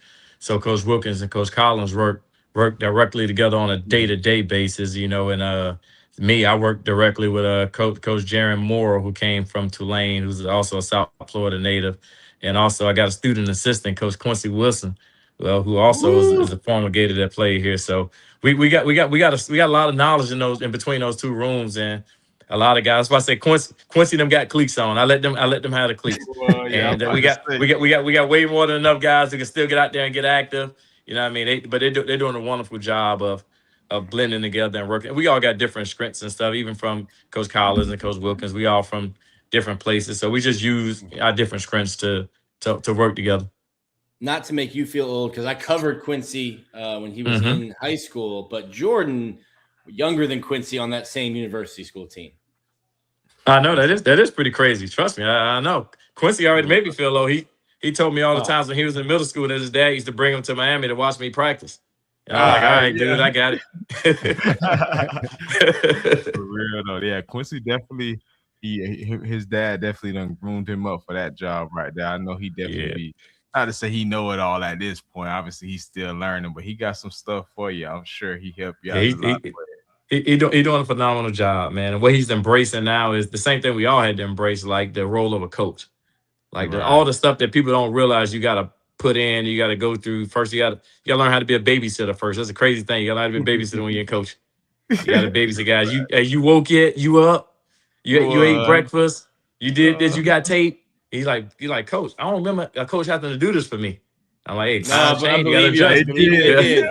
Believe you, they did. You're remembering it differently. But I'm enjoying work. We got six. We basically got 6 defensive back coaches. It's kind of crazy though. The amount of hands on deck that we have to get these guys all the resource and the help they need. Mm-hmm. So how does it change? Go ahead. Now, I was going to ask some stuff just about like what you prefer about DB. You can take off. I might get off subject for y'all. Oh, no. Ain't no offside. We just vibing and hanging out a little bit. Using Grinch's defense last year, schematically, how different is it just from a defensive back standpoint and Brad White's defense? Like coaching and Coach Grinch's defense last year, that was something that was completely new for me. Like of all my experience as a player, coach, that was my first time being in the type of scheme that he had. And I embraced it, and it was really good for our guys. Like, they did a really good job. I mean, we had really good production. Our DBs played freely. They was able to play aggressive. They made plays on the ball. They was physical and made tackles. Like, I loved it. You know what I mean? Coming from something I've never been in before to doing that, I was like, Coach, this is really good stuff. And I told him, like, this is stuff I will always carry with me. And Coach White's system, it takes me back to a lot more of my my NFL days and a lot of stuff that we ran and a lot of different teams that I was on, because he has an NFL background and NFL mindset. But it's a lot of the same concepts, a lot of the same terminology that we had from my time in the league. So it just took some digging to resurface some things in my brain, and I'm excited about this too, because he definitely is a defensive coordinator that takes the corner position serious and takes in consideration on how we can help those guys be successful. Is the defense more man? Is more zone? Obviously, it's going to depend. But what's kind of the tendency that you guys have? I think as every defensive coordinator would tell you, they got to wait and see what we got and what we do well before they can say what we're gonna hang our hat on. Because at the end of the day, we ain't touched the grass yet. We think we know what our guys got the potential to be, but hey, until we get out there and we see it consistently in the receiver room we got here right now, that they'll let us know real quick what kind of defensive back unit we gonna be. So we gonna find by Saturday we gonna know what it is. That's funny. What looking at your room, there's a lot of guys. I think it's a young room, but some of those guys have played. Like Jabari Flowers, I think was probably on track to redshirt because of some injuries. He got some experience. But you get, CJ Brano, CJ Hester, young guys. Dijon Johnson's back from his injury. It happened against Miami last year. And then some other guys like Onis Konabani. What do you think of the room? I can't forget Cormani McClain, probably someone you've known for a while. But what do you think of the room? And what are you looking to see from them tomorrow, like you said? Because what we see on film might be different than what we see on the grass tomorrow, Thursday, Saturday. I think it's a real talented room. I think none of the guys in the room, as much talent as they have, none of them have reached the potential that they can reach if they put it all together. And I think that's the most exciting part about them, because they played, they showed flashes, they got you excited, but they haven't even scratched the surface as far as ability and consistency and what they can be. And the thing that I'm enjoying about them the most is they've kind of bought into the workman mentality. When I say these guys put in a ton of work after hours, these guys put in a ton of work. You got to run them out of the building. I literally had to run them away from the field today. I'm like, dude, we starting spring practice tomorrow. We done been grinding and working for 2 months. I don't need y'all out here tonight running extra drills or trying to do this, and extra that. Not tonight. Tonight is about being fresh and being excited for tomorrow. So I think it's going to be probably, obviously, besides probably one other position, probably the most competitive position battle on our team, in my opinion. Which position? Corner. The corner room. Oh, he's saying, what's the other one? He said, what's the other one in your opinion? The other one's going to be it's a toss-up between some other things. But I know our room going to be ultra competitive. They almost walked you right into that one. Them guys, they done got that in their mind, though. They like, Coach, I know it's going to be competitive. And it's like, hey, we change our lineup every day just for the competition factor and the guys to understand, like, it's a true battle in this room. So it'll be interesting to see who stand out. You guys went and got Jordy Lowry from East Carolina. What'd you see in him out of the portal? Had a history with Jordy. Recruited him a little bit coming out of high school initially. And then I was at FAU when he came out of the portal out of Western Carolina before he went to ECU. And we had several really good conversations and thought he probably would come to FAU at the time. And then I ended up taking the UCF job and he ended up going to ECU. So he was a guy at track for a while. But again, played a lot of ball, played over 1,200 career snaps, played at a high level. So I think he's a guy that can come in. We needed that experience. We needed that guy that played and been through some stuff. And that also was happy to be a Gator. You know what I mean? It wasn't a guy that was out saying, I'm trying to break the bank or trying to do nothing crazy. But because I played at different levels, but I want a chance to be a Gator. I got the experience. I believe in you as a coach and you guys as system. So he's been doing a good job, though. Just like a steady veteran. It's like a silent pickup, week 2 or 3 pickup in NFL free agency. Just silent, but gonna be a good player. Yeah, I like what we did in the portal with that, man. I like the way we ain't go real commercial and try to overspend on stuff. You got guys who, like you said, want to come in and be a Gator. That's gonna make you play more harder than a dude who is just bad chasing maybe we lose 1 or 2 games and them boys feeling like, man, I'm here for the bag anyway. And I ain't even finna play hard. Nah, I got a dude that's gonna play whether we win or lose, and he gonna play hard because he playing for everything, not for some money and for some potential, whatever we could be. So I love that of what we did in the portal. Obviously, retention was probably a little expensive, but retention. But retention gonna be what it is. Like, but at least you know what you're getting. You know what you're getting from you guys. And I think that was the best part about what we did. Like, and obviously we explored options with DBs and stuff like that. But everybody we talked to, we was very honest about the position of our room. Like the guys we got in the room, we feel very strong about them. We like where we at. Yeah, you guys can come in and compete and shake this thing up. You can make us better. But we really, really like the retention we had in this room. And I thought some conversation didn't go so well after that. You know what I mean? That's okay too. But like, hey, we the only thing we can do is just lay the situation. Because if I lie to you and say, oh man, you gonna come, you gonna be better than him. You this, you that. 1, I'm lying. 2, a player should never want to play for me if I'm telling you this. And 3, when you get here and that ain't the case, you're gonna hate it. You ain't gonna want to be here. So but everything, when you come in, you're gonna know everything I told you. That the room is what it is. Some guys just wanted you to talk a little sweeter to them. I think that's everywhere though. I think especially in the portal, everybody's scared in the portal. Like a lot of these guys, they think they love the portal, but they are scared to death when they're in it now. The conversations when they're in the portal, y'all should hear some of these conversations, the guys in the portal, and some of the questions they ask. And I'm like, dude, you know I can't promise you that, or I can't ask you that because why would I leave this spot? I don't know. You asked yourself that before you got in the portal. Right, y'all. I didn't talk to the compliance for you. I know. Like, what you mean, Coach? You think I was starting here where I was at? You think why would I come over there? You know what I mean? Y'all got this and y'all got that. Well, I don't know why you got the portal. I'm just telling you what we got. One of those guys did not go in the portal. He's from the crib. Ben Hanks. I know you know his dad. I'm sure you know Ben well. Played at Booker T. What's it like to get to coach the son of your friend, get to be a part of his development, part of his journey? Oh, coaching Ben is like full circle for me. Like when I was a kid, when I was very, very young, my dad was on the staff at Miami High, where Ben Senior went to high school at. And I was that young kid running around on the field and watching Big Ben play and looking up to him in the neighborhood and stuff like that. And then Ben, little Ben, he's same thing. Like he was a small kid when I was running around playing high school ball and college ball and stuff. His older brother is my best friend. We've been best friends since 5 years old. You know what I mean? Like we're really, really tight. And to be able to coach his little brother and to be able to pour into his development in college, I think is personal for me. You know what I mean? But it's gonna be exciting. But I also have to remind myself also like don't cheat him out of experience and make sure I'm still carrying on in a way where he's still getting a full experience and he's still getting coached the same way he would get coached if I just met him last week. So I just have to friendly remind myself that too. What Trayon say when you called him about the job? Oh, he called me. And we talked about 2 days ago, and that's crazy because like Trayon, he left such a mark on this place here for whatever reason. I don't know, some good, some bad.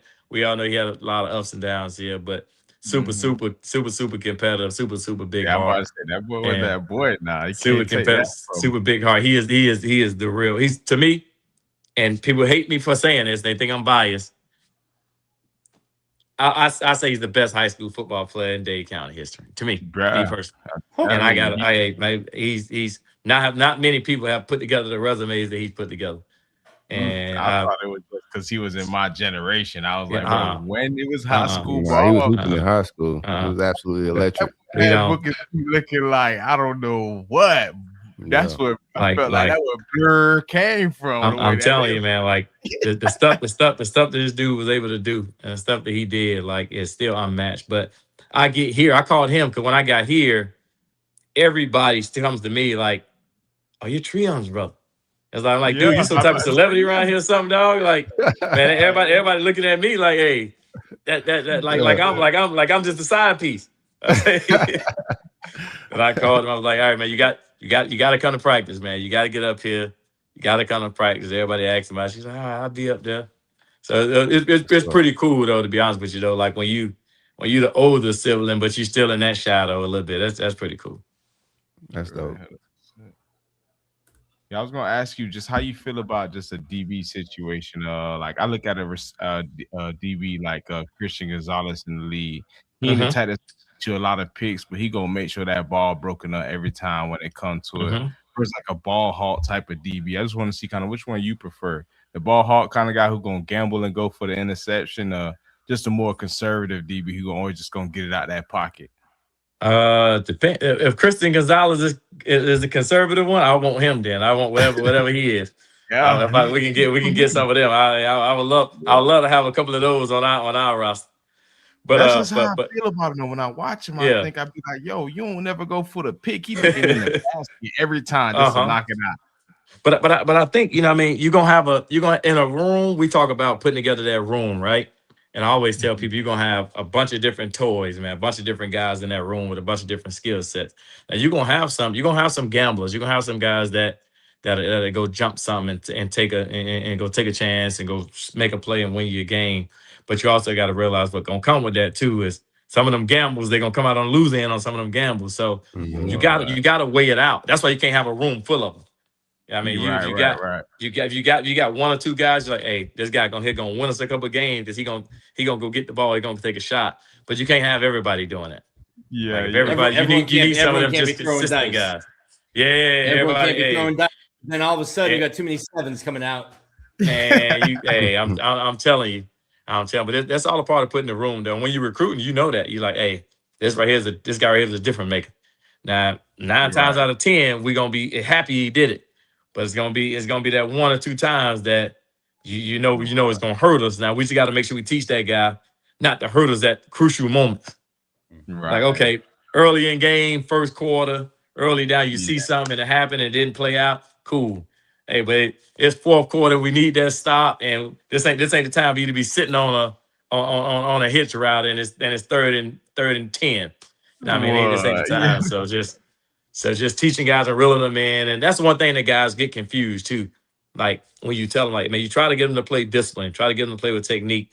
They try to turn it against you. Oh, coach, you want me to be a robot. Nah, I don't want you to be no robot, but I also don't want you to go out there and get us killed either.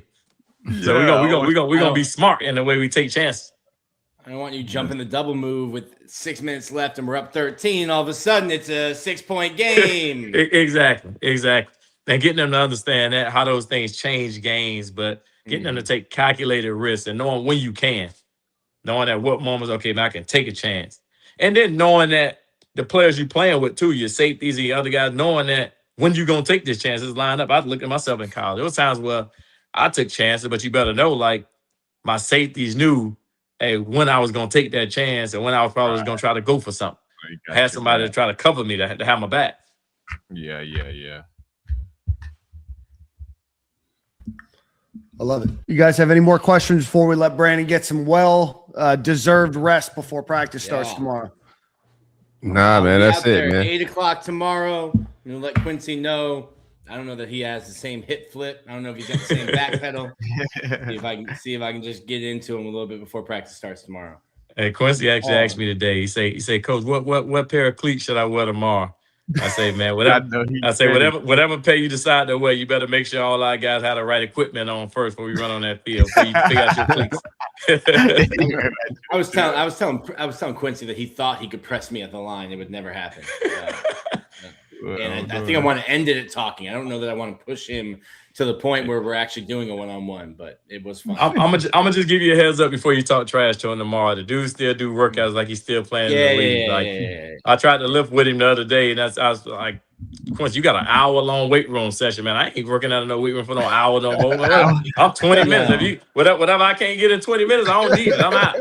Yeah, you were here for a whole hour. I'm straight. He was trying to get me to do they were doing 110s last year before practice. Like, yo, you gotta come out and do that. I'm like, buddy, I'm 37 and overweight. We're not doing 110s. No, thank you.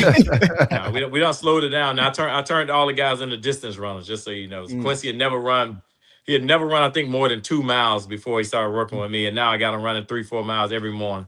Can't get enough of it. That's crazy. Well, appreciate it though, fellas, man. Definitely appreciate you guys. Best of luck this offseason. We appreciate you, and go Gators. Go Gators. Gotta clip that for all the Miami fans.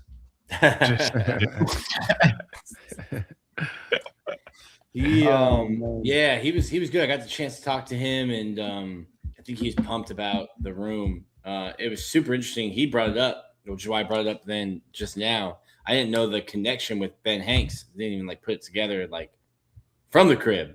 And then obviously Treon too. But yeah, that's a legendary family in Miami County. And all of I South still Florida. down there getting busy, man. Legendary. Mater Day or something like that. Yeah, man. I used to coach at every school in Dade at this point, bro. It was a straight up legend. If he wants to come I'm up to surprised Broward County. Treon hasn't got into like coaching yet, man. The whole family's doing it, right? Yeah. Tough one. Okay. That's A youngest kid thing, man. Yeah, that was about to say he's a special one. That's my boy. I love him to death. I mean, We need to get him on the show, Jordan. I'll try. I don't know if you want- Bro, Jordan's giving big Pete Nakos, what's up, Corey vibes when you're asking about why Trey Yeah. coaching. All right. I think we just let that one stay where it is. Let that one stay That where was it is. hilarious. What's up, Corey?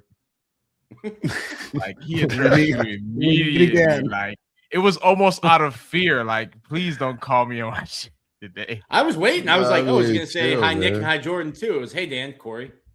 Yeah, I saw her dead court. I was like, okay, I guess I'm not here. I was waiting on him to say Jordan and Nick. I was waiting. Yeah. No. Nah, all good, man. Shout out to Pete. Babyface Pete. He was real professional. I like the way he came on. Real together. professional. Pete's great at what he do, man. He is. Absolutely. We got some numbers. Some guys wearing 1. Nick's got a funny story. Oh, We got Trey Wilson going from 8 to 1. Oh, you talking about VB3 or you talking about Vernell Brown. you said Trey Wilson. You said Trey Wilson.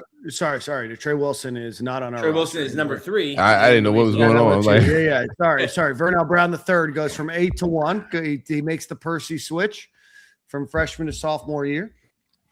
I heard he wanted 3 though, right? No, he did not want 3. So we I'm doing You just a said this last series- week, bro.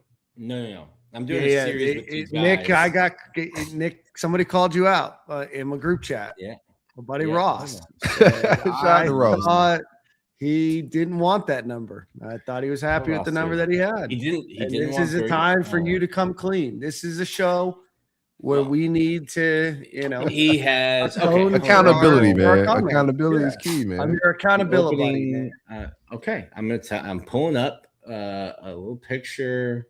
Whoa. Hold on. All right, so we're doing I'm doing a series, video series. We're interviewing. We did Tommy Houck, we did Dallas Wilson, we did VB3, we did VB3 and Dallas Wilson the same week. Talked to both of them. I'm currently having to edit out VB3's conversation. Asked him about number change because I said, when we first talked, you weren't super stoked about 8. You wanted 1, didn't get it. Me and Zach Alberverdi were talking to you, and we're like, hey, Percy Harvin started at 8, flipped to number 1. VB3 gave me this story about, nope, making 8 my number. That it is what it is. I was like, all right, cool. Sticking with 8. Dallas Wilson did his. He signed his name on this little on these little like desks that we do the interviews on. Signed it Dallas Wilson 3. I was like, yo, are you switching numbers? He said, yeah, it's 3. So I'll show my work. Show my work here. I thought we had Dallas insider Wilson. information, bro. That's Dallas Wilson, number 3. That's VB3, number 8. Right there. You got Dallas Wilson, number 3. VB3, number 8. I don't see a date. I don't see a date on it. Yeah, he makes I a need good point, spoon, Nick. Something. I need a copy of today's newspaper. For sure. Got me out here looking foolish. That won't be not the first time, won't be the last. Got me out here looking foolish. That's become a once a week thing here. Having issue corrections. Sell the segment. If you would like to sponsor the Nick Was Wrong segment, we will take your money. It's going to be our most expensive segment. It's the longest and most exhaustive that we. Dan's got a house to buy, and it will be a recurring segment. Let's run through some of these numbers. I know this is if you're watching on YouTube or X, but we got a bunch of new numbers. We're not going to go through all of them. Jaden Woods moves to number 0. I like that. Vernell Brown, Bryce Thornton are number 1. Eric Singleton, number 2. Tramel Jones moves to number 9. Just going to run through some. I got a better one here, Dan. I got a better one. Let me share that tab. Ooh, gross with 18. Move that. Gross. Boom. That's what's gross. That numbers is gross. Hey, Nick, how is that any better? It like looks better picture wise. Way better. Yeah. All right. Way better. It's in order. I like this better. I'm be honest. It looks better. Mine was also in order. We have a great social media person that put it all in order for us. Can they do the jerseys next time? Yeah. I mean, we don't pay him enough to do that, Corey. We want to up the bag. Hezzy Kent, everybody's wondering where he would end up. He's number 86. Comes in at, what was it, 313 pounds? 313. It's a big tight end. That's in March. I don't think he was 313 when he got here, fellas. No. That's a big tight end. Very big tight end. Some ones that stick out here. Will Griffin, number 11. I think that's the number he wore in high school as well. It is, yeah. Aaron Philo, 12. Philo, 12. That was another one. We had an event and he was signing his name, and he was signing Aaron Philo 12. And I was like, "Oh, did you get your jersey?" And he was like, "I haven't talked to anybody about my jersey." I was like, "That might be a weird autograph, like the ones I just showed. Weird autographs now." And Aaron Williams, who was a walk-on quarterback, had number 12. And I was like, "Oh, it might be a little like NFL situation where you pay." He goes, "I won't pay. I'll wear number whatever." And I was like, "What if they want to give you number 36?" The number 36 is open. Well, so no, 12 stays. Might stay open. Yeah, but you can go check out the Stadium and Gale social media or the Florida Gators social media if you want a prettier version. I can't wait to see Kent tomorrow in 86. He's be a big dude. It's gonna look crazy. I gotta see it in person. Nick's muted. Nick, you're speechless. At 313, that I think that's more of a 56, 66, 76 than an 86, but we will see. Yeah, so spring practice starts tomorrow. We'll have a lot more on spring practice next week. We are the only podcast with somebody that will be live and attending. So we'll have more of an update. The first couple practices, of course, are just going to be in shorts and shirts, and then shells, and then start to get into full pads. When do they get into full pads, Nick? So they're in like spiders, which is like just like minimal pads. Kind of looks like a shoulder pad. Yeah. Same thing. Spiders will be Tuesday, Thursday, and then you can wear shoulder pads on Saturday. I don't know I'll be at every practice. I don't know what the media schedule is. I'll be at everything. I don't know if Saturdays are open or closed, but I'll be there. Okay. Looking forward to that first full day of pads, which I think will be probably the second Thursday, if not the next Tuesday. So Brandon Harris. Oh, go ahead. What's the status update on Dallas Wilson in spring? Do you have any information on that? Yeah, I think he'll be non-contact or limited for the first week. I think he'll be okay, though. Any other injury concerns to be worried about? Cam James will be limited. He had shoulder surgery after the season. It was funny when I was talking to him for his coming back to Florida story. I was like, "Oh, what was that first meeting with John Summerall like?" He was like, "I was in post-op. I wasn't there for it." I was like, "Oh yeah." That typical end of the year, end of football season. Doctor's office has a line out the door, Jordan. I get it cleaned up. Well, perfect. Brandon Harris said that he thinks the DB room will be one of the top 2 rooms as most competitive. What do you guys think the other room is? That was some good news to hear, though. I like that. Think he meant to say quarterback and then realized, I probably shouldn't say quarterback. Yeah. Corey almost got him. So I almost got him. He tried to get by. I said, what's the other room there, player? There are 225s. They just haven't changed. Anthony Rubio, 25 on offense. Probably the best running backs everywhere, 25. And then Cormani McClain, 25 on defense. Rubio, man. The Rubio can vibe in the 2-5. He good with me. Yeah, I don't think, man. Stay on his dad's good side. He's got a career touchdown. Next thing you know, you got a cruise missile out your door. Cruise. Shout out to Marco. He's probably not been listening to the show the last couple of weeks. I think he's been busy, but he's a Stadium and Gale listener. Yeah, you good. Probably busy. Probably a little too busy for the pod. Who knows? You never know. In the situation, what if our podcast is being played on Air Force One? Oh, 100%. Possible. There's a non-zero possibility that Stadium and Gale has been played on Air Force One. Now, if Rubio and somebody from the Air Force One wanted to come on the pod, what do we do? They can do whatever they want, brother. I mean, you know, people are like, "Oh, Dan, what's your opinion?" I'm like, "Well, I'll have an opinion when I get asked by a head of state or a secretary." You know, but hey, man, we live, man. Y'all boys tap in, same corner, same time, man. We appreciate you guys. Let's wrap up the show here. We appreciate Pete Nakos and Brandon Harris for joining us. This show is going to have a couple of big interviews over the next couple of weeks. I was talking to Joe Cohen. He wants to come on the show. Let's do it. Yeah. He'll be on the show in the next couple of weeks. CeCe Jefferson's going to be on the show on the next.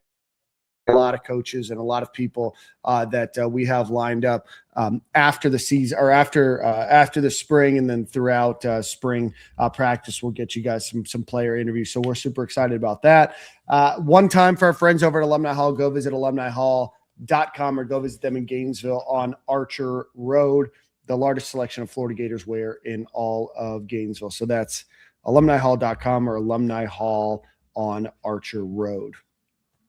Let's get out of here, boys. Corey, you want to do a song of the week? We've kind of been intermittent on songs of the week recently. Yeah, why not? Let me see what I got. What have I been listening to lately? Check my podcast. Hey, I know, Jordan. I know Carl's got some stories.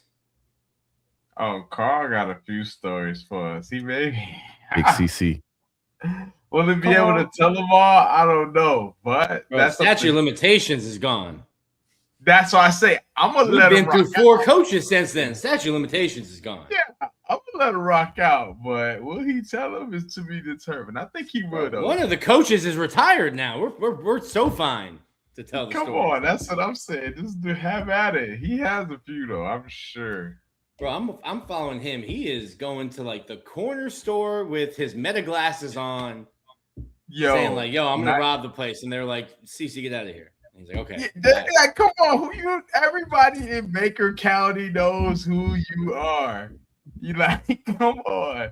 But he's funny, man. He's on Instagram and he's doing his thing. I'm liking to see him try to, build and do something. Most of these guys just kind of hop in the shell and be afraid, but he's full out with it, man. He has his little hashtag 96 laughs and he's making his little funny videos and doing what he wants to do. So I'm happy for him, man. I mean, it ain't the most professional, but my boy having a good time.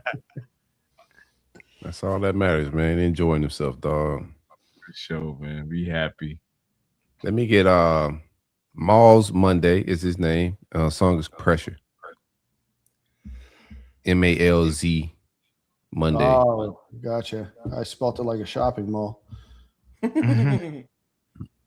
Awesome. Well, we appreciate everybody for watching, tuning in. Before you leave, if you can hit the like button, hit the subscribe button, hit the retweet, repost, whatever they call it now, button as well. It helps us grow the show. We look forward to seeing you guys each and every Monday. And next week, we'll start breaking down practice. We appreciate you guys for joining.